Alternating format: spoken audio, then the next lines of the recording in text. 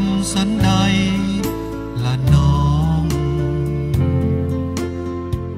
เมื่อนางเจ้ามีคนของหัวใจเจ้านั้นมีเจ้าของจะหวังจะปองกันได้อย่างใดแล้วจะหักกันเพื่อยังบ่เห็นหนทางจะเปิดไว้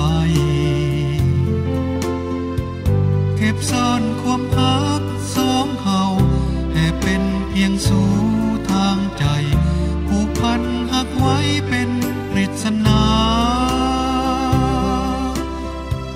กำแพงสังคมและประเพณีกั้นขวางบ่มีสองบางสมปรารถนา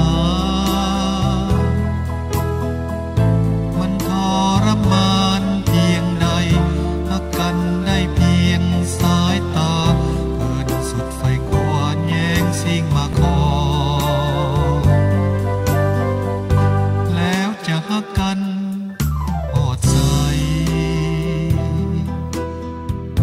จะหอดมือใดหรือน้องเวลาเป็นสิ่งตัดสินหากคนที่มีเจ้าของน้อยใจมัวมองทางออกบ่มี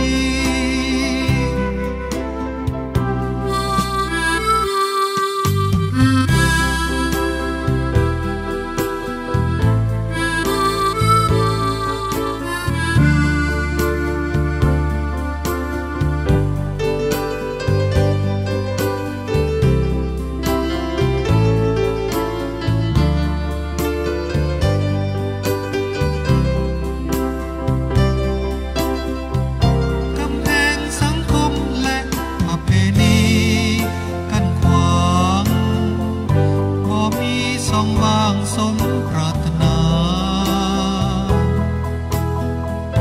มันทรมานเพียงใดหักกันได้เพียงสายตาเกินสุดไฟกวานแย่งสิ่งมาขอแล้วจะหักกันหอดใจจะหอดมือใดหรือน้อง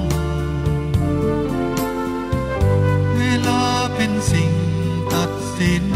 หากคนที่มีเจ้าของน้อยใจมัวมอง